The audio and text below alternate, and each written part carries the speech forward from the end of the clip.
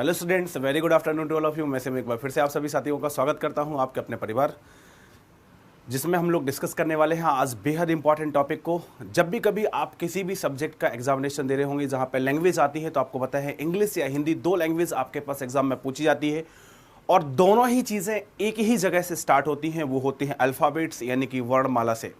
तो आज हम लोग आपके साथ डिस्कस करने वाले हैं हिंदी सब्जेक्ट को। और हिंदी सब्जेक्ट जितने भी हमारे स्टेट लेवल के एग्जाम से हैं, सारी जगह हिंदी लैंग्वेज आपसे पूछी जाती है, जो भी स्टेट आपके हिंदी बेस्ड है। और इसके अलावा अगर हम लोग बात करें तो आपका जो एसएससी जीडी का एग्जामिनेशन होता है उसमें भी आपसे हिंदी पूछी जाती है। और इसके अलावा सभी स्टेट पीसीएस के जो एग्जाम्स है उनमें भी आपसे हिंदी पूछी जाती है। यानी कि अगर हम लोग देखें तो हिंदी लैंग्वेज का जो सिलेबस है वो काफ़ी वास्ट है और बहुत जगह हिंदी लैंग्वेज आपसे पूछी जाती है। तो आज हम लोग बिल्कुल शुरुआत से पहले ही चैप्टर से हिंदी लैंग्वेज को डिस्कस करने वाले हैं, यानी कि हिंदी की जो चीज़ें हैं उनको डिस्कस करने वाले हैं। सारा कुछ जानेंगे हिंदी के बारे में वन बाय वन। तो आज का जो पहला चैप्टर है वो होगा आपका वर्णमाला, जहां सर हम लोग आज के जो सेशन की है वो शुरुआत कर रहे हैं कहां से, वर्णमाला से। तो आप सभी लोग जानते हैं कि वर्णमाला जब आप लोग इनिशियल में सबसे पहले प्रारंभिक रूप से जब आपने अपनी स्टडी को स्टार्ट किया था, यानी कि प्रारंभ किया था, तो सबसे पहले आपने हिंदी लैंग्वेज में वर्णमाला ही सीखी थी। तो वर्णमाला का जो ज्ञान है वो आपको अवश्य होगा, मतलब छोटा आ, बड़ा आ, छोटी बड़ी, छोटा ई, बड़ा ई, ए आई, इस तरीके से आपको पूरी की पूरी वर्णमाला आती होगी। लेकिन जब हम लोग कंपटीशन लेवल में देखते हैं तो वहाँ पे वर्णमाला का एक अलग प्रकार का रूप आपसे पूछा जाता है। और किस किस तरीके के क्वेश्चंस बनते हैं एक बार हम लोग आप लोगों को ऐसे ही बता देते हैं कि वर्णमाला से कैसे क्वेश्चन बनते हैं, कितने स्वर होते हैं, कितने व्यंजन होते हैं, ठीक है, अघोष क्या होता है, सघोष क्या होता है, अल्प प्राण क्या है, महाप्राण क्या है, अंत्यस्थ व्यंजन क्या है, ऊष्म व्यंजन क्या है। ऐसे बहुत सारे तमाम प्रश्न हैं जो आपसे हिंदी भाषा से आपसे पूछे जाते हैं। तो आज ऐसे सभी प्रश्नों के उत्तर देने के लिए आज हम लोग इस चैप्टर को डिस्कस कर रहे हैं और बिल्कुल वर्णमाला का पूरा पोस्टमार्टम आज मैं करने वाला हूं। तो आप सभी लोग मेरे साथ जुड़ जाइएगा आज के सेशन में, क्योंकि ये सेशन रहने वाला है बहुत ही बेहतरीन। और यकीन मानेगा कि आज आपके वर्णमाला का कोई भी डाउट नहीं बचेगा। जितनी भी चीजें आपको वर्णमाला से रिलेटेड पूछी जाती हैं, आज हम लोग सारी की सारी चीजें जो है वो कंप्लीट करने वाले। तो सबसे पहले हम लोग जानते हैं कि वर्णमाला जो है आखिरकार है क्या। तो हम सभी लोग जानते हैं कि वर्णमाला, वर्ण प्लस माला, दो शब्दों से मिलकर बना है। यानी कि जो वर्णों की माला होगी, माला का मतलब अगर मैं अंग्रेजी शब्द से समझाऊं तो सीरीज यानी कि श्रृंखला होता है। माला का मतलब क्या है, श्रृंखला। यानी कि जो वर्णों की श्रृंखला होगी उस श्रृंखला को, उस माला को हम लोग क्या बोलेंगे, वर्णमाला बोलेंगे। अब आपके सामने, आपके दिमाग में सबसे पहला प्रश्न जो है आएगा वो यही आएगा कि यार वर्ण जो है वो क्या होता है। ठीक है, तो देखिए मैं यहां पे आपको बता देता हूं कि वर्ण क्या है। भाषा की सबसे छोटी इकाई, भाषा की सबसे छोटी इकाई ध्वनि होती है। भाषा की सबसे छोटी इकाई क्या होती है, ध्वनि होती है। और इस ध्वनि को ही वर्ण कहते हैं। और ये तो बात की बात है कि वर्ण दो प्रकार के होते हैं। ध्वनि की वो सबसे छोटी इकाई, जो ध्वनि की सबसे छोटी इकाई होती है वो क्या कहलाती है, वर्ण। और वर्ण से मिलकर जब कई सारे वर्ण मिलते हैं तो उससे मिलकर शब्द बनता है। वर्णों के मेल को क्या कहा जाता है, शब्द कहा जाता है। और शब्दों के मेल से बनता है वाक्य, और वाक्य के मेल से बनता है क्या, एक पूरा गद्य या पद्य। तो ये बात आप समझ गए होंगे। फिर से मैं एक बार आपको बता देता हूं कि अगर आपसे पूछी जाए, यहां से देखो एक क्वेश्चन बन जाता है कि भाषा की सबसे छोटी इकाई क्या होती है, तो आपका उत्तर होगा ध्वनि। एक क्वेश्चन इस लैंग्वेज से, फिर से मैं रिपीट कर रहा हूं, भाषा की सबसे छोटी इकाई क्या होती है, आपका उत्तर होगा ध्वनि। और उस ध्वनि को ही हम क्या बोलते हैं, वर्ण बोलते हैं। और वर्ण हमारे पास दो प्रकार के होते हैं, आप शुरू से जानते हैं। इंग्लिश में भी आपने पढ़ा है वॉबल्स and consonant. Similarly Hindi language में भी जो है वो आपका स्वर और व्यंजन, दो प्रकार के वर्ण होंगे। स्वर वर्ण होंगे और व्यंजन वर्ण होंगे। अब इनके बारे में हम लोग डिटेल से पढ़ेंगे कि स्वर के अंदर क्या क्या है, व्यंजन के अंदर क्या क्या है। लेकिन एक चीज मैं और बता दूं, वर्णमाला की यहां पे हम लोगों ने बात की, सबसे पहले वर्ण के बारे में जाना। अब हम लोगों को ये जानना है कि जो हमारी वर्णमाला होती है वो कितने वर्णों से मिलकर बनती है। तो सबसे पहले मैं आपको बता देता हूं कि देखिए, अगर कभी भी आपसे क्वेश्चन पूछा जाता है कि बताइए वर्णमाला में कितने वर्ण होते हैं, तो आपका उत्तर होगा क्या, आपका उत्तर होगा 52। आपका उत्तर क्या होगा, 52 होगा। अगर कभी भी आपसे पूछा जाए कि वर्णमाला में कितने वर्ण होते हैं तो उत्तर हो जाएगा आपका 52। इसके अलावा आपसे पूछा जाएगा कि स्वर्ण वर्ण कितने होते हैं और व्यंजन कितने होते हैं। देखिए ये भी बड़ा एक कॉमन सा क्वेश्चन है। जो बात मैं आपको बता रहा हूं वो ध्यान से नोट डाउन करते जाना, क्योंकि एग्जाम में सीधा क्वेश्चन बनेगा। अगर पूछा जाए कि मूल स्वर कितने होते हैं या स्वर कितने होते हैं तो आपका उत्तर होगा 11। और अगर आपसे पूछा जाए कि व्यंजन कितने होते हैं तो आपका उत्तर होगा कितना, 33। अब आप कहोगे 33 प्लस 11, अगर हम लोग इन दोनों को ऐड कर दें, इन दोनों को जोड़ दें, तो हमारे पास शब्द बनते हैं, सॉरी वर्ण बनते हैं कितने, 44। ओनली 44 वर्ण बनते हैं, जबकि यहां पे मैंने बताया कि वर्णमाला के अंदर कुल कितने वर्ण पाए जाते हैं, तो वो है 52। तो यहां से 44 के अलावा जो बाकी और बचे वो कितने हैं, 8 वर्ण और बचे हैं। तो ये 8 वर्ण जो हैं वो आपके पास और एक्स्ट्रा क्या होते हैं, ये आपके संयुक्त होते हैं, मतलब किन्हीं दूसरों से मिलकर बने होते हैं। तो इन सारे वर्णों की जो डिटेल डिस्कशन है वो हम लोग आगे करने वाले हैं। तो यहां से 3 क्वेश्चन आपके तैयार हो गए। वर्णमाला में कितने वर्ण होते हैं, आंसर होगा 52।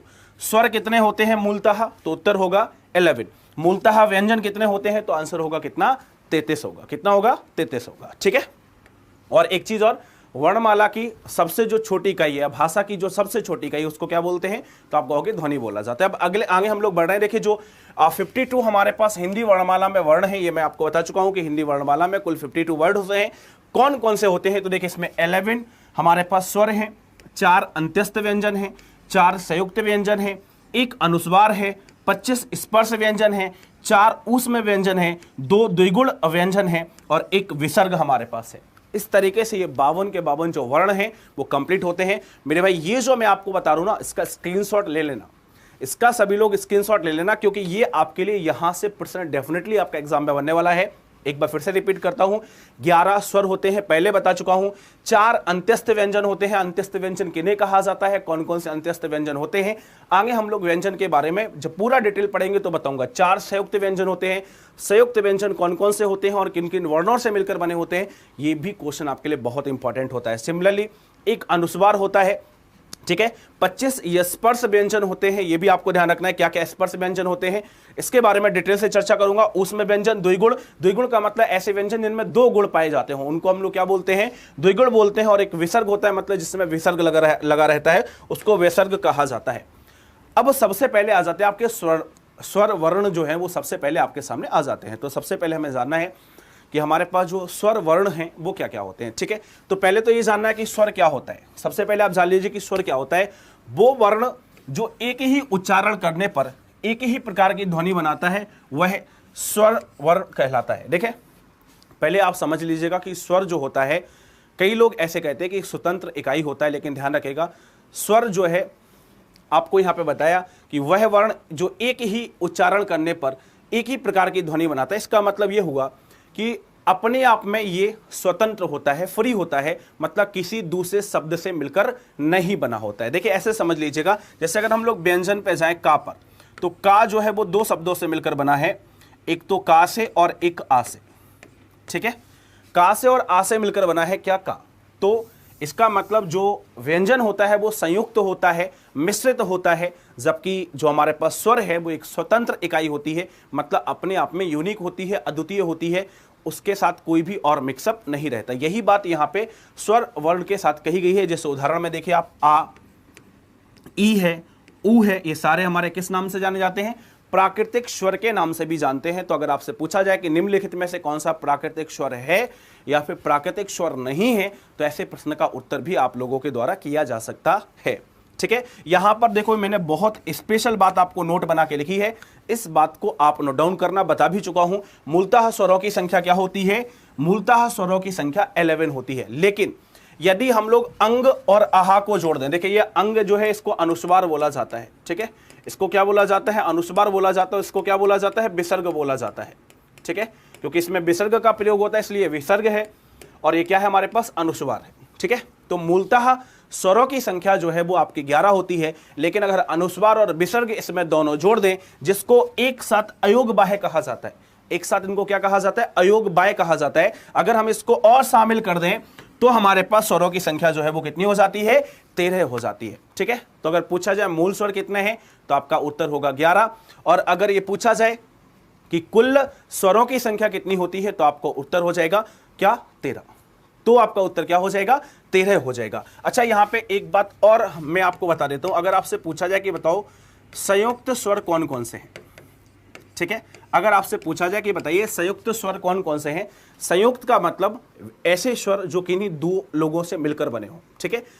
ऐसे स्वर जो किन्हीं 2 लोगों से मिलकर बने हो उनको हम क्या बोलेंगे, संयुक्त स्वर बोलेंगे। जैसे यहां पे आपके पास ए है, यहां पे आपके पास ऐ है, यहां पे आपके पास ओ है और यहां पे आपके पास औ है। ये सारे हमारे पास क्या है, संयुक्त स्वर हैं, क्योंकि देखिए ये किससे मिलकर बनता है, छोटा आ प्लस छोटी ई से मिलकर बनता है। इसकी अगर हम लोग बात करें तो ये छोटा आ प्लस बड़ी ई से मिलकर बनता है, ठीक है। ऐसे अगर हम लोग इसकी बात करें तो ये छोटा आ प्लस छोटा ऊ से मिलकर बनता है, ठीक है, ठीक है। अगर ओ की बात की जाए तो ये छोटा आ प्लस किससे, छोटा ऊ से मिलकर बनता है। और अगर ये औ की बात की जाए तो ये छोटा आ प्लस ऊ से मिलकर बनता है।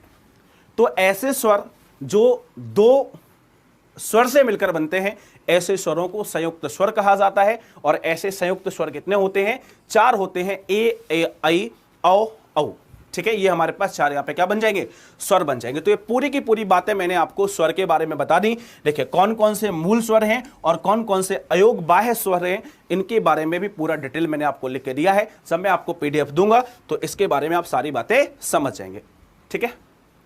तो बेसिक नॉलेज आपको स्वर के बारे में होगी कि स्वर हमारे पास क्या होते हैं, कितने स्वर होते हैं, मूल स्वर कितने हैं, टोटल स्वर कितने हैं, संयुक्त स्वर क्या होते हैं। और स्वर किन्हें कहा जाता है, जो स्वतंत्र इकाई होती है, मतलब जो किसी के अधीन नहीं होती, स्वतंत्र रूप से बोली जाती है। स्वतंत्र रूप से बोली जाने वाली जो ध्वनि होती है उसी को हम क्या कहते हैं, स्वर कहते हैं। अगर आसान भाषा में कहा जाए तो ये हमारी डेफिनेशन बन जाएगी, ठीक है। अब हम लोग देखते हैं कि स्वर्गों का वर्गीकरण। तो देखो स्वर्ग को यानी स्वर को जो है मेनली आपका 2 भागों में बांटा जाता है, मूलतः 2 भागों में बांटा जाता है, ठीक है। लेकिन अगर हम लोग ब्रॉडली देखें तो इसको 3 भागों में बांटा जाता है। पहला होता है ह्रस्व स्वर, दूसरा होता है दीर्घ स्वर। तो देखिए बहुत सिंपली समझा देता हूं। ह्रस्व स्वर का मतलब छोटा स्वर, ह्रस्व स्वर का मतलब क्या है, छोटा, और दीर्घ का मतलब है बड़ा। आप लोग जानते हैं, अगर आपने वर्णमाला अभी पढ़ी है या पहले पढ़ी है तो आप अच्छे से जानते हैं कि छोटा आ, देखो इसको यही पढ़ते हैं, छोटा आ, छोटी ई, छोटा ऊ, और ये ऋषि वाला है। ये क्या है, ऋषि है। छोटा आ, छोटी ई, छोटा ऊ और ऋषि, ये वाले जो हमारे पास यहां पर टर्म हैं, ये हमारे किस में आते हैं, ह्रस्व स्वर में आते हैं। देखो क्या कहा, जिनके उच्चारण में कम समय लगता है। जैसे छोटा आ आप कहोगे, देखो बोल के देखा करो, छोटा आ आपने बोला तो समय कम लगेगा। अगर आप कहोगे अ, तो देखो जल्दी खत्म हो गया, आ तो समय क्या लगा, ज्यादा लगा। तो छोटे आ को बोलने में आपको कम समय लगेगा और बड़े आ को बोलने में आपको क्या लगेगा, ज्यादा समय लगेगा। अगर किसी भी शब्द किसी भी वर्ण को बोलने में कम समय लगता है, और यहां पे स्वर की बात हो रही, तो हम लोग क्या कहेंगे, अगर किसी भी स्वर को बोलने में कम समय लगता है तो ऐसा स्वर ह्रस्व स्वर कहलाता है। और अगर किसी स्वर को बोलने में ज्यादा समय लगता है तो ऐसा स्वर क्या कहलाता है, दीर्घ स्वर कहलाता है। तो ये आपके उदाहरण हो गए। क्वेश्चन पूछा जा सकता है कि निम्नलिखित में से कौन सा ह्रस्व स्वर है, या फिर हमसे क्वेश्चन पूछा जा सकता है कि निम्नलिखित में से कौन सा ह्रस्व स्वर नहीं है। ऐसे हम लोग बात कर लेते हैं दीर्घ स्वर की। तो देखिए दीर्घ का मतलब बड़ा, मैंने बताया, बड़ा आ हो गया, बड़ा ई, बड़ा ऊ, बड़ा ए। ये जरूर ध्यान रखना, कई लोगों को ये लगता है, देखो ये लगता है कई लोगों को कि ए जो है वो ह्रस्व स्वर के अंदर आना चाहिए, लेकिन ध्यान रखना ये आपका किसके अंदर होगा, दीर्घ स्वर के अंदर होगा। ए, औ और औ ये सारे आपके दीर्घ स्वर के अंदर आते हैं। एक तीसरा वाला भी पार्ट होता है जिसको हम प्लुप्त स्वर बोलते हैं, ठीक है। क्या बोला जाता है, प्लुप्त स्वर बोला जाता है। तो बात आती है कि प्लुप्त स्वर क्या है। देखिए कई बार ऐसा होता है ना कि जब आप किसी भी टर्म, किसी भी जो है किसी भी शब्द को अगर आप लंबा खींचते हो, जैसे ओम, इस तरीके से अगर बोलोगे तो देखिए क्या खींच रहा है, लंबा खींच रहा है। ये क्या खींच रहा है, लंबा खींच रहा है। तो अगर कोई भी शब्द लंबा खींचता है, जैसे मैंने यहां पे एग्जांपल में भी दिया आपको ओम, है ना, तो कोई शब्द लंबा खींचता है तो ऐसे स्वर को हम लोग क्या बोलते हैं, प्लुप्त स्वर बोलते हैं। जिन वर्णों के उच्चारण में स्वर वर्णों से कई गुना ज्यादा समय लगता है। देखें दीर्घ में क्या लग रहा था, आपने कहा आ, तो सबसे कम समय किसमें लगा, छोटा बोलने में। फिर उससे ज्यादा समय किसमें लगा, बड़ा बोलने में। और उससे कई गुना ज्यादा समय लगा क्या बोलने में, ओम बोलने में। तो अगर ऐसा कोई शब्द है जिसको बोलने में बहुत ज्यादा समय लगता है, ऐसा कोई स्वर है जिसको बोलने में बहुत ज्यादा समय लगता है, तो मेरे भाई ऐसे स्वर को हम लोग क्या बोलेंगे, प्लुप्त स्वर बोलेंगे। हाँ, पूछा जाए मूलतः स्वर कितने प्रकार के होते हैं, तो आपका उत्तर होगा 2 प्रकार के होते हैं, ठीक है। चलो भैया अब आ जाते हैं हम लोग इस पे व्यंजन पे। तो स्वर की पूरी पूरी कहानी खत्म हो गई। स्वर कितने होते हैं, 11 होते हैं। टोटल कुल स्वर कितने होते हैं, 13 होते हैं। संयुक्त स्वर कितने होते हैं, 4 होते हैं। कौन कौन से होते हैं आपको पता है। ह्रस्व स्वर कौन कौन से होते हैं आपको पता है। दीर्घ स्वर कौन कौन से होते हैं आपको पता है। प्लुप्त स्वर कौन कौन से होते हैं आपको पता है। मूलतः स्वरों को कितने भागों में बांटा गया है, 2 भागों में बांटा गया। ओवरऑल कितने भागों में बांटा गया, 3 भागों में बांटा गया। तो इस तरीके से आपका ये पूरा का पूरा स्वर वाला जो पोर्शन है वो क्या हो जाता है, कंप्लीट हो जाता है, ठीक है। अब हम लोग आ जाते हैं किस पे, व्यंजन वर्ण पे। तो अभी मैंने आपको बताया था कि व्यंजन क्या होते हैं। देखें ऐसे वर्ण जो स्वर की सहायता से बनते हैं, ऐसे वर्ण जो स्वर की सहायता से बनते हैं, ऐसे वर्णों को हम लोग क्या बोलते हैं? व्यंजन बोलते हैं। आप देख सकते हैं डेफिनेशन, जिन वर्णों के उच्चारण में दो ध्वनियां सुनाई पड़ती हैं व्यंजन के वर्ण कहलाते हैं। दो ध्वनियां, जैसे मैंने आपको बताया था कि देखिए का बना, तो का कैसे बना? ये ऐसा हलंत लग का मतलब आधा का, ठीक है, और किससे मिलकर बना? आ से। का प्लस आ, जैसे आप उच्चारण करोगे ना का, आप बोलोगे का, तो देखो का प्लस आ निकल के आएगा। क्या निकल के आएगा? का प्लस आ निकल के आएगा। तो ऐसे शब्द जो एक से ज्यादा शब्दों से, एक से ज्यादा ध्वनियों से मिलकर बने होते हैं, ऐसे शब्दों को हम क्या बोलते हैं? व्यंजन शब्द बोलते हैं। और देखिए यहां पे मैंने कुछ आपको एग्जांपल्स दिए हैं किसके? व्यंजन शब्दों के।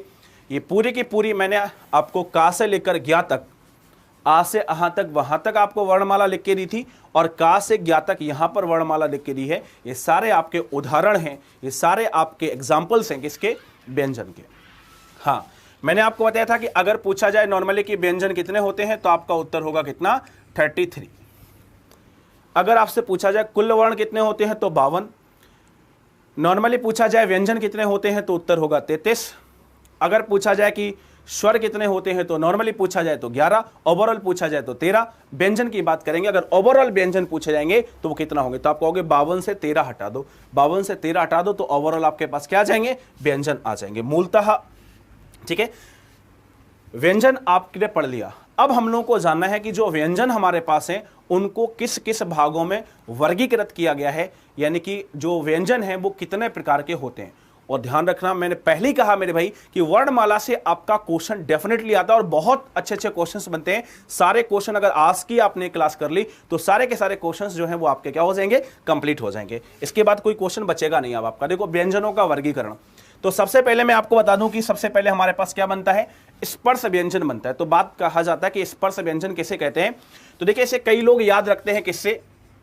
इसकी शॉर्ट ट्रिक जो रखते हैं याद, कचट तप से याद रखते हैं। कचट तप, इससे हम लोगों को याद रखते हैं हम लोग इसको, स्पर्श व्यंजन को। का मतलब होता है का वर्ग, चा का मतलब होता है चा वर्ग, टा का मतलब होता है टा वर्ग, ता का मतलब होता है ता वर्ग, और पा का मतलब होता है पा वर्ग। तो कचट तप से इस वर्ग को, स्पर्श व्यंजन को याद रखा जाता है। और देखें, इनिशियल से आपको स्टार्ट करना है। का, खा, गा, घा, डा, चा, छा, जा, झा, या, टा, ठा, डा, अड़ा, अणा, और फिर यहां पे ता, था, दा, धा, ना, पा, फा, बा, भा, मा। ये आपके पास क्या है? ये आपके पास सारे के सारे स्पर्श व्यंजन हैं। अब आप देखो इसमें कितने हैं, तो आप कहोगे 5 हैं। इसमें भी कितने हैं? 5 हैं। इसमें भी कितने हैं? 5 हैं। इसमें भी कितने हैं? 5 हैं। इसमें भी कितने हैं? 5 हैं। तो ये सभी मिला के टोटल हमारे पास कितने हो गए? 25। तो अगर आपसे पूछा जाए कि कुल स्पर्श व्यंजन कितने होते हैं, तो आपका उत्तर क्या हो जाएगा? आपका उत्तर हो जाएगा 25। ठीक है, आपका उत्तर क्या हो जाएगा? 25। अब यहां से एक बहुत इंपॉर्टेंट क्वेश्चंस बनते हैं जिनके बारे में अभी मैं आपसे आगे डिस्कस करने वाला हूं। ठीक है, सबसे पहले तो आपके पास हो गया स्पर्श व्यंजन। अब स्पर्श व्यंजन से और क्या क्वेश्चन बनते हैं उनके बारे में मैं आपको बताने वाला हूं, लेकिन उससे पहले बाकी जो टाइप है उनके बारे में भी जान लेते हैं, और फिर स्पर्श व्यंजन क्या होते हैं इनको डिटेल में जानेंगे। उच्छिप्त या द्विगुण व्यंजन क्या होते हैं इनके बारे में भी हम लोग जानेंगे। अंत्यस्थ क्या होते हैं, संघर्ष या उसमें व्यंजन क्या है, संयुक्त क्या है, आगत क्या है, संयुक्त व्यंजनों का निर्माण कैसे होता है, ये सारी बातें मैं आपको समझाने वाला हूं। बस मेरे साथ बने रहना अंत तक इस वीडियो को शेयर करना, ज्यादा से ज्यादा शेयर करना, लाइक करना अगर आपको वीडियो पसंद आए, और कमेंट करके जरूर बताना कि आपको ये सेशन जो है वो कैसा लगा। आपकी वर्णमाला के जो डाउट्स है वो सारे के सारे क्लियर हुए कि नहीं। अगर कोई भी डाउट हो तो बेटा कमेंट बॉक्स में कमेंट करके बता देना, आपको उस चीज का रिप्लाई जरूर मिलेगा। ठीक है, तो यहां पे देखिए कचट तप से आप स्पर्श व्यंजन को याद रख सकते हो। स्पर्श व्यंजन की कुल संख्या कितनी है? 25 है। अब यहां पे अगला जो पार्ट है, अगला जो नेक्स्ट पार्ट है उसमें लिखा है उक्षिप्त या द्विगुण व्यंजन। मैंने कहा था कि ऐसे जिसमें 2 गुण हो। अब आप देखो, अभी मैंने एक तो लिखा ऐसा और एक लिखा ऐसा, इन दोनों में अंतर है। देखिए जब ऐसा लिखा जाएगा तो ये हमारा किस में आ जाएगा? ये हमारा का वर्ग का पार्ट हो जाएगा, मतलब स्पर्श व्यंजन में आ जाएगा। और अगर हम ऐसा लिखते हैं, इसी पे ये नीचे वाली बिंदी है, अगर नीचे बिंदी आ जाती है तो इसको हम क्या बोलते हैं? इसको हम उच्छित या द्विगुण व्यंजन बोलते हैं। क्या बोलते हैं? उच्छित या द्विगुण बोलते हैं, क्योंकि इसमें 2 गुण पाए जाते हैं। 2 गुण का मतलब जो इसका गुण है वो तो है ही, इसके अलावा एक एक्स्ट्रा गुण भी इसके अंदर पाया जाता है, इसलिए इसको क्या बोला जाता है? द्विगुण व्यंजन बोला जाता है। और ऐसे ही देखो क्या है, ठीक है, ऐसे ही क्या है हमारे पास? डा है। ठीक है, तो ये ढा ढक्कन वाला है। ये कौन सा है? ढा ढक्कन वाला। और एक डा अगर हम यहाँ पे बिंदी लगा दें तो ये कौन सा वाला है? ये पढ़ाई वाला है। ये कौन सा वाला है, पढ़ाई वाला। पढ़ाई के अंदर जो आता है वो अलग है, और जो ढक्कन यानी ढा उसका उच्चारण होता है वो क्या है, ये ढा फॉर ढक्कन है, ये ढा फॉर पढ़ाई है। ठीक है, ये दोनों में अंतर समझ में आ रहा है। ठीक है, तो यहां से आप दोनों के बीच अंतर भी समझ सकते हो। तो उच्छिप्त व्यंजन केवल और केवल आपके पास दो होते हैं, इसको मैं बड़े से लिख देता हूं, मतलब डा के नीचे बिंदी और डा के बीच नीचे बिंदी। ठीक है, ढा ढक्कन वाला जो होता है उसके नीचे बिंदी लगा दो तो आपका वो क्या बन जाएगा, द्विगुण व्यंजन बन जाएगा। इनकी संख्या कितनी होती है, दो होती है। अंत्यस्थ व्यंजन, देखो अभी मैं इनके बारे में डिटेल में बताऊंगा। अंत्यस्थ व्यंजन क्या होते हैं, अंत्यस्थ का मतलब अंदर से। अगर अंत्यस्थ का आप हिंदी अर्थ देखोगे तो अंत्यस्थ का मतलब है अंदर से, मतलब ऐसे शब्द जो आपके अंदर से निकले, दिल से निकले।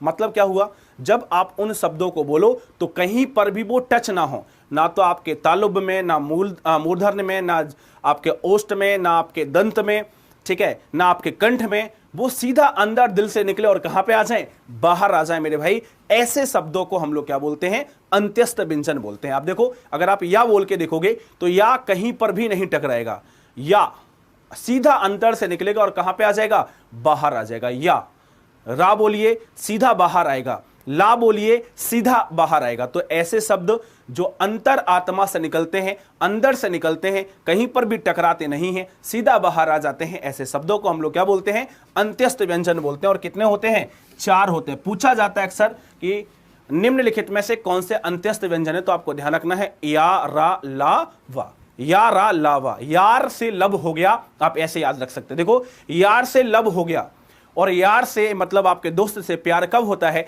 जब आप कहीं दूर जाते हो। कहां पे जाते हो, जब आप कहीं दूर जाते हो। तो इस तरीके से आप इस ट्रिक को याद रख सकते हो। ठीक है, अब आप देखो अगला है संघर्ष या ऊष्म व्यंजन। इसका मतलब क्या है, देखो साफ साफ संघर्ष, मतलब जिसको बोलने में आपको संघर्ष करना पड़े, जिसको बोलने में संघर्ष करना पड़े, संघर्षी। और ऊष्म का मतलब जिससे ऊष्मा बाहर निकले, एनर्जी बाहर निकले, ऐसे शब्दों को हम क्या बोलेंगे, संघर्ष या ऊष्म व्यंजन बोलेंगे। इसके अंदर कौन कौन से आते हैं, देखो जैसे ये है आपके पास सा है, सा है, सा है और हा है। अब देखो जैसे सा बोलोगे आप तो आपको आपके ऊष्मा जो हवा है, ऊष्मा का मतलब हवा जो है वो काफी बाहर निकलेगी, आपको थोड़ा सा संघर्ष करना पड़ेगा सा बोलने के लिए, सा बोलने के लिए, सा बोलने के लिए, हा बोलने के लिए। तो ऐसे शब्द जिनको बोलने के लिए आपको संघर्ष करना पड़ता है या जिनको बोलने पर ऊष्मा ज्यादा निकलती है, ऐसे व्यंजनों को हम क्या बोलते हैं, ऐसे व्यंजनों को संघर्षी व्यंजन या फिर ऊष्म व्यंजन बोला जाता है। ठीक है, संयुक्त का मतलब क्या है भैया, संयुक्त का देखो, संयुक्त का बहुत सिंपल सी मतलब है जो दो व्यंजनों से मिलकर बने हो। संयुक्त जैसे स्वर थे, संयुक्त स्वर का मतलब था जो दो स्वरों से मिलकर बने हो। तो संयुक्त व्यंजन का मतलब क्या हो जाएगा, जो दो व्यंजनों से मिलकर बने हो उनको हम क्या बोलेंगे, संयुक्त व्यंजन बोलेंगे। और ऐसे शब्द क्या होते हैं, छा, त्रा, ज्ञा और सा।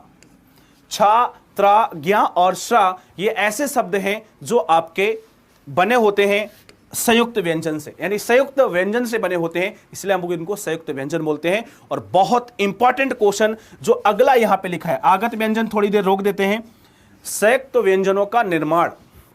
ठीक है, ये सबसे इंपॉर्टेंट है। इतनी शानदार ट्रिक बताऊंगा भाई, इतनी शानदार ट्रिक बताऊंगा आपको किसकी, संयुक्त व्यंजन के निर्माण की, कि आज से आपको कभी भी ये क्वेश्चन गलत नहीं हुआ। सब लोग गलत करके आते हैं, भूल जाते हैं, रट रट के परेशान हो जाते हैं, लेकिन गलत हो जाता है। जैसे अगर पूछा जाए कि छा किससे बना, तो देखो अंग्रेजी में आप छा किससे लिखते हो, KSH से लिखते हो कि नहीं भैया। छा जो है वो KSH से लिखा जाता है। तो के का मतलब यहां पे क्या हो गया, के का मतलब हो गया भैया यहां पे का, के का मतलब क्या हो गया, यहां पे का हो गया, और SH का मतलब क्या हो गया, सा हो गया। मतलब का और सा से मिलकर बना है हमारा क्या, छा। बोलो भैया समझ में आ गया कि नहीं। देखो मैंने कहा ऐसे ट्रिक बता रहा हूं, हमेशा हमेशा के लिए आपको ये ट्रिक याद रहेगी, कभी भी गलत नहीं होगा। अगली बात कर लेते हैं, देखो त्रा की। अगर पूछा जाए कि त्रा फॉर त्रिशूल है ना, तो इसको आप कैसे लिखते हो अंग्रेजी में इसको ऐसे लिखते हो, त्रा ऐसे लिखते हो ना। तो त्रा का मतलब देखो, टी किसके लिए हो गया, ता के लिए हो गया, टी किसके लिए हो गया, ता के लिए हो गया, और आर यहां पे किसके लिए हो गया, रा के लिए हो गया। मतलब किससे मिलकर बनेगा ये, बताओ जल्दी से, किससे मिलकर बनेगा भैया, ये ता और रा से मिलकर बनेगा। अब देखो यहां पे आर ए आ रहा है, मतलब पूरा यहां पे रा होगा। ठीक है, ये ध्यान रखना। आधा कैसे होगा, अगर ए नहीं लिखा है, कोई स्वर इसके पास नहीं है, बॉबल्स इसके पास नहीं है, मतलब ये क्या होगा, आधे आधे होंगे।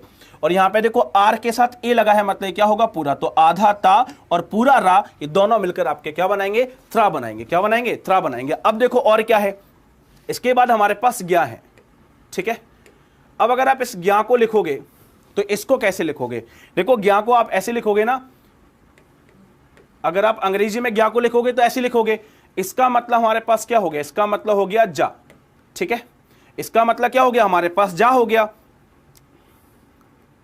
बताओ हो गया कि नहीं? हो या देखो इसको पढ़ना ना, गया ज्ञा, तो इससे हमारा क्या हो जाएगा? इससे हमारा या हो जाएगा। इससे हमारा क्या हो जाएगा? या हो जाएगा। और यहां क्या आएगा? पूरा पूरा आएगा। देखो ए आ रहा है ना, इसका मतलब यहां पे क्या होगा? पूरा पूरा आएगा। तो जा प्लस यहां को मिलकर क्या बनेगा? ज्ञा बनेगा। और अब अगला शब्द जो बचा है हमारे पास स्रा, और ये श्री वाला स्रा है, श्रावस्ती वाला स्रा है, ठीक है। इसको हम लोग भाई सही से लिख जा, ठीक है।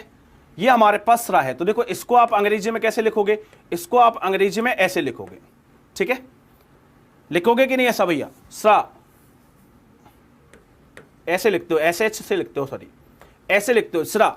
श्री लिखते हो ना, श्री, तो श्री आप क्या लिखते हो? SHRI लिखते हो ना। तो यहां पे देखो ये SH का मतलब क्या हो गया? षटकोण वाला सा हो गया, और आधा आएगा, और यहां पे रा क्या होगा? पूरा पूरा आएगा। तो कौन सी चीज पूरी आनी है, कौन सी चीज आधी आनी है, आप आराम से समझ सकते हो। देखो छा कैसे बनता है, त्रा कैसे बनता है, ज्ञा कैसे बनता है, स्रा कैसे बनता है, मतलब संयुक्त जो हमारे पास व्यंजन है उनका फॉर्मेशन कैसे होता है, वो कैसे बनते हैं, उनका निर्माण कैसे होता है, ये भी मैंने आपको बता दिया। तो संयुक्त व्यंजन 4 होते हैं, ठीक है। ऊष्म व्यंजन 4 होते हैं, ठीक है। अंत्यस्थ व्यंजन 4 होते हैं। द्विगुण व्यंजन कितने होते हैं? 2 होते हैं केवल। कौन कौन से होते हैं वो भी मैंने बता दिया। अब देखो एक आगत व्यंजन होते हैं, तो जा और फा, ठीक है। जा और फा हमारे पास ये है आगत व्यंजन बोलते हैं। तो अगर कभी पूछ ले कि आगत व्यंजन कौन से हैं, तो आप कहोगे जा और फा, इनको क्या बोला जाता है? आगत व्यंजन बोला जाता है। तो ये पूरी की पूरी आपके पास वर्णमाला है। देखो इसको जल्दी जल्दी से हम लोग एक बार देख लेते हैं। स्पर्श व्यंजन मैंने सबसे पहले आपको बताया है कि स्पर्श व्यंजन क्या होते हैं। जिन वर्णों का उच्चारण करते समय वायु की टकराहट कंठ, तालु, मूर्धा, दंत, उष्ट को छूती हुई निकलती है, ऐसे व्यंजन जो है वो स्पर्श व्यंजन कहलाते हैं। देखो यहाँ पे बहुत इंपॉर्टेंट क्वेश्चन हमारा स्पर्श व्यंजन से बनता है। वो पूछ लेंगे कि बताइए खा जो है वो कहां से निकलता है, का जो है वो कहां से निकलता है, चा जो है वो कहां से निकलता है, पा जो है वो कहां से निकलता है। तो देखिए इसकी सबसे अच्छी ट्रिक तो ये कि अगर आप इस पे बोलने की प्रैक्टिस कर लेते हो, अगर आप पे बोलने की प्रैक्टिस हो गई तो फिर तो बहुत अच्छा है। और अगर बोलने की प्रैक्टिस नहीं कर पाते तो जो ट्रिक मैं समझा रहा हूं इसको ध्यान से सुनना। देखिए जब भी आप कभी कोई शब्द बोलते हो, स्पर्श व्यंजन कौन से होते हैं? कछत्र टप वाले होते हैं। और इन्हीं के बारे में हमसे बहुत सारे क्वेश्चन पूछे जाते हैं। जैसे पूछा जाता है कि जो का वर्ग के हैं उनका उच्चारण कहां से होता है, ऐसे पूछ लेगा। जो टा वर्ग के हैं उनका उच्चारण कहां से होता है, जो ता वर्ग के हैं उनका उच्चारण कहां से होता है। या फिर कोई पर्टिकुलर पूछ लेगा कि बताओ फा का उच्चारण कहां से होता है। तो मैंने कहा या तो आप बोल के कर लीजिए या फिर इसको समझिएगा। सबसे पहले मैं यहां पे समझा देता हूं, यहां पे, ठीक है। सबसे पहले आप यहां पे समझ लो। सबसे पहले हमारे पास क्या आता है? का वर्ग आता है। देखिए आप जब कोई भी शब्द बोलना स्टार्ट करते हैं, जब अंदर से आपके शब्द आता है तो सबसे पहले उसको क्या मिलता है? बताओ, बिल्कुल प्रैक्टिकली समझना। जब आप कोई शब्द बोलना स्टार्ट करोगे सबसे पहले उसको क्या मिलेगा? गला मिलेगा ना। और गले को क्या बोलते हैं? कंठ, नीलकंठ। जैसे नीलकंठ मतलब जिनका कंठ नीला है, जिनका गला नीला है उसको नीलकंठ, यानी महान शिव जी है ना। शिव जी को क्या बोला जाता है? जिनका कंठ नीला है। तो कंठ का मतलब सबसे पहले आपका गला आता है। तो सबसे पहले जो शब्द होंगे वो कहां से निकलेंगे? कंठ से निकलेंगे। कहां से निकलेंगे? कंठ से निकलेंगे। तो ये हमारे पास जितने भी का वर्ग के शब्द हैं वो कहां से आते हैं? कंठ से निकल के आते हैं। उसके बाद देखो जब आप यहां से आगे बढ़ोगे, जब आप आगे बढ़ोगे तो आपको फिर क्या मिलेगी भैया? आपको मिलेगी जीभ। जीभ को बोलते हैं तालु। क्या बोलेंगे? जीभ को बोलते हैं तालु। तो अगला आपको मिलेगा क्या? तालु मिलेगा। यानी कि जो हमारे पास चा वर्ग के शब्द हैं, ठीक है, चा वर्ग के जितने भी शब्द हैं ये कहां से निकलेंगे? ये हमारे पास तालु से निकलेंगे। यहां पे स्पेस कम है, थोड़ा आगे ही बढ़ा देता हूं। देखो मैंने यही बताया कि का कंठ से निकलेंगे, फिर कहां से निकलेंगे? तालु से।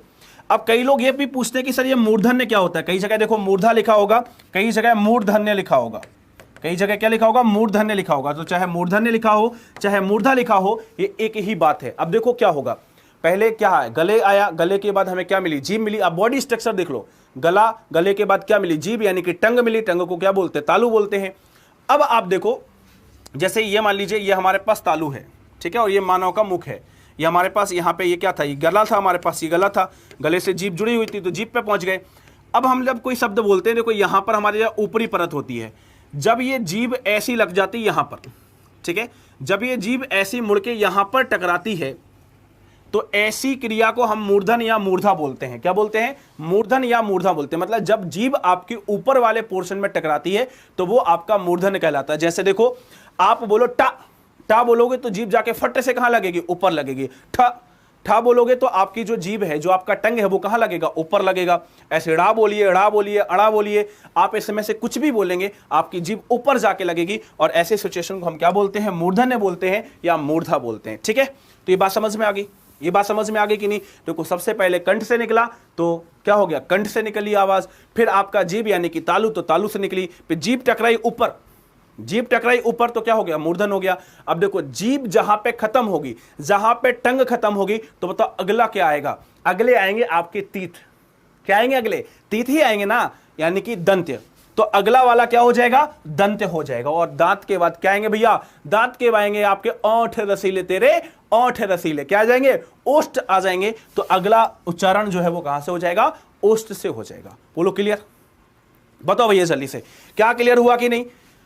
गारंटी है भाई साहब, गारंटी है। जो मैंने आपको ट्रिक बताई है, इस ट्रिक से आपको कभी भी नहीं भूलेगा कि किस चीज का उच्चारण जो है वो कहां से होता है।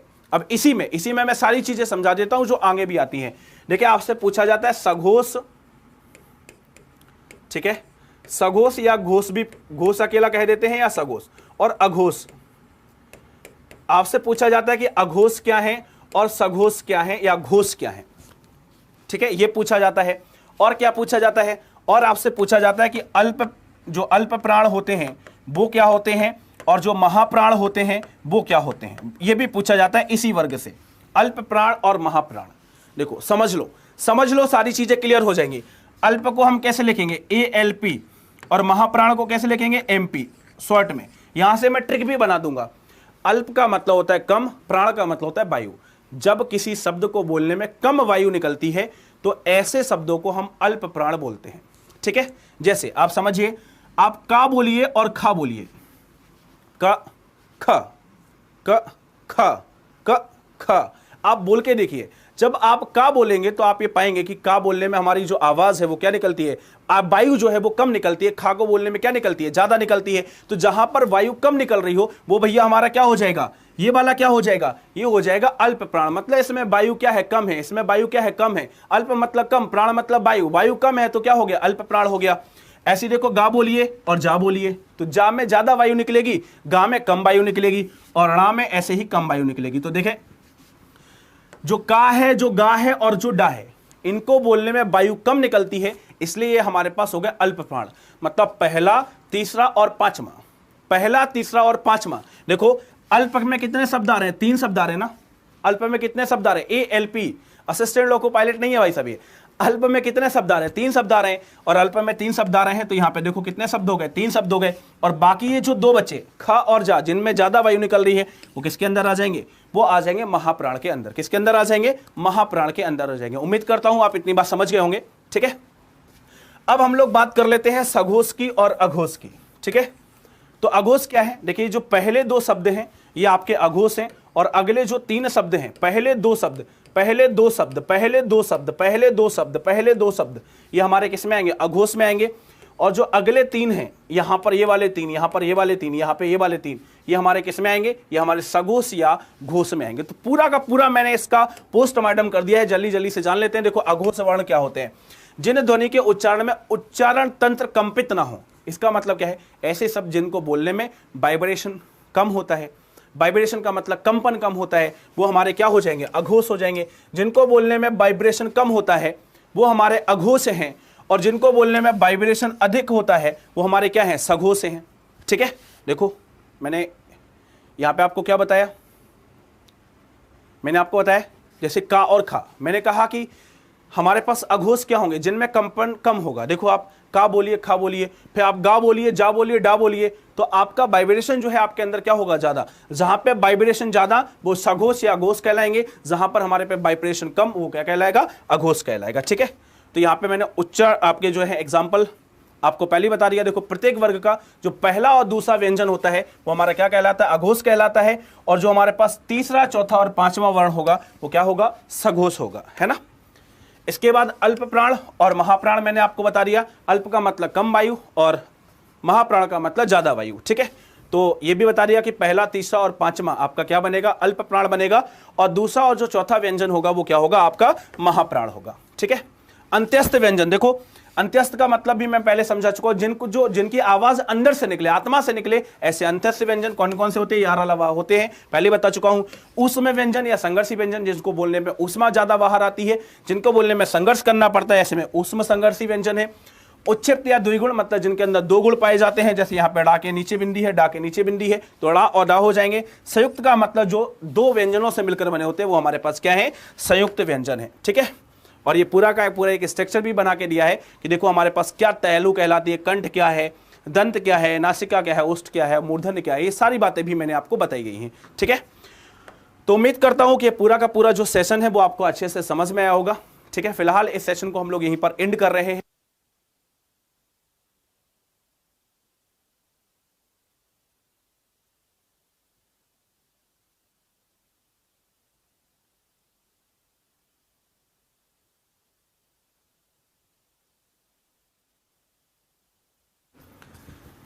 ठीक है, तो उम्मीद करता हूं कि जो ये वर्णमाला का चैप्टर है, उसका वर्णमाला का चैप्टर पूरा का पूरा आपको क्लियर हो गया होगा। बहुत अच्छे से मैंने सारी चीजें आपको करा दी हैं, और ऐसा कोई भी क्वेश्चन नहीं होगा जो आपका बचा होगा। फिर भी अगर आपको लगता है कि कोई भी प्रश्न आपका अभी भी रह गया है, तो उसको सभी लोग कमेंट बॉक्स में कमेंट करके जरूर बताइएगा। इस सेशन में इतना ही, फिर मिलेंगे जल्द ही अगले चैप्टर के साथ। तब तक के लिए अपना ख्याल रखिए, हंसते रहिए, मुस्कुराते रहिए और मेहनत के साथ पढ़ते रहिएगा। जय हिंद, जय भारत।